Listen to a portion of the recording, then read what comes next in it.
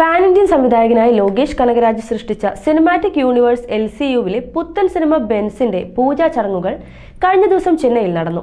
Passion സ്റ്റുഡിയോസിന്റെ ബാനറിൽ സുധൻ സുന്ദരം, ലോകേഷ് കനകരാജിന്റെ ജി സ്ക്വാഡ്, ജഗദീഷ് പളനിസ്വാമിയുടെ ദി റൂട്ട് എന്നിവർ ചേർന്ന് നിർമ്മിക്കുന്ന ബെൻസ് എന്ന മൂവി ലോകേഷ് കനകരാജാണ് അവതരിപ്പിക്കുന്നത്. പൂജാ ചടങ്ങിന് ശേഷം സിനിമയുടെ ചിത്രീകരണവും ആരംഭിച്ചു. രാഘവ ലോറൻസ് പ്രധാന വേഷത്തിലെത്തുന്ന സിനിമയാണത്. റെമോ, സുൽത്താൻ തുടങ്ങിയ സിനിമകളിലൂടെ പ്രശസ്തനായ സംവിധായകൻ ഭാഗ്യരാജ് കണ്ണനാണ് ബെൻസിന്റെ തിരക്കഥയും സംവിധാനവും നിർവഹിക്കുന്നത്. ലോകേഷ് കനകരാജാണ് ബെൻസിന്റെ കഥയൊരുക്കി അവതരിപ്പിക്കുന്നത്.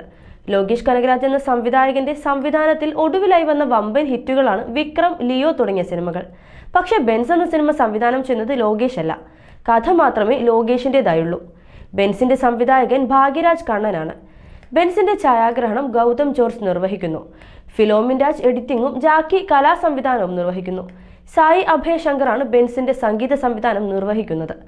ആക്ഷൻ രംഗങ്ങൾക്ക് ഏറെ പ്രാധാന്യമുള്ള ബെൻസിലെ ആക്ഷൻ ഒരുക്കുന്നത് അനിൽ അരശാണ്. ഇന്ത്യയിലും വിദേശത്തുമായി 120-ൽ പരം ദിവസങ്ങളിലായിരിക്കും ഈ മെഗാ ബജറ്റ് സിനിമയുടെ ചിത്രീകരണം നടക്കുന്നത്. PRO and marketing consultant Pratheesh Shekhar.